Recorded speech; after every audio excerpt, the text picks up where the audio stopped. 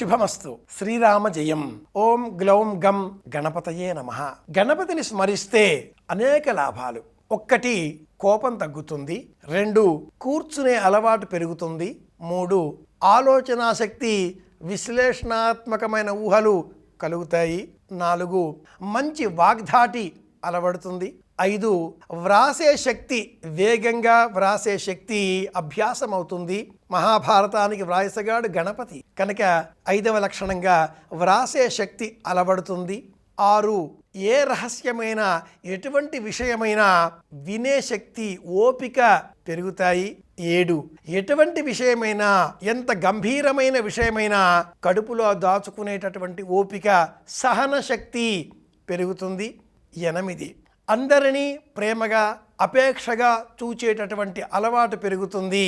9 ఎంత ఆహారం తిన్నా జీర్ణం చేసుకునే ఆరోగ్యం కలుగుతుంది. ఇది చాలా ప్రధానమైనది. 10 చివరిది, ఈ లోకం అశాశ్వతం. ఈరోజు ఉన్నాం, రేపు మనం సమయం వచ్చినప్పుడు వెళ్ళిపోవలసిందే అనేటటువంటి జ్ఞానాన్ని ప్రసాదించేది కూడా గణపతి. ఈ 10 ప్రయోజనాలను మనం పొందితే గణపతి అనుగ్రహం సంపూర్ణంగా మనకు అందినట్లే అనుకోవాలి. ఈ గణపతిని స్మరించే నిమిత్తమై సనాతన సంప్రదాయం సంకటహర చతుర్థి అనేటటువంటి పేరుతో పౌర్ణిమ వెళ్ళిన తర్వాత వచ్చేటటువంటి తదియతోకున్న చవితి తిథిని మనకు నిర్దేశించింది. వన్నిత్వస్తు హిమాద్రిజ గణపతి. చవితి తిథికి గణపతి యాజమాన్యాన్ని కలిగి ఉంటాడు.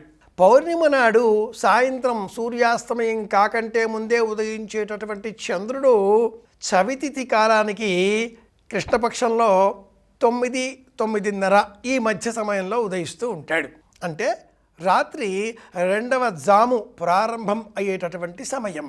ఈ సమయంలో మనం చంద్రుడిని చూచి ప్రశాంతమైన మనస్సు కలిగి, చంద్రుడికి ప్రీతికరంగా ఉదయం నుంచి ఉపవాస వ్రతాన్ని పాటించి ఉన్న వాళ్ళం కనుక చేతులు అక్షింతలు వేసుకొని ఆ చంద్రుడికై అలా విడిచిపెట్టి చంద్రార్ఘ్యం 3 సార్లు చంద్రాయ నమః, చంద్రాయ నమః, చంద్రాయ నమః ఇలా చంద్రార్ఘ్యం విడిచిపెడితే చాలు. ఇది కూడా సంకటహర చతుర్థి వ్రతం చెయ్యాలి అంటే కొబ్బరికాయలు, అరటిపళ్ళు, అగరొత్తులు, పాలు, పుష్పమాలికలు ఇవేమీ అక్కరలేదు.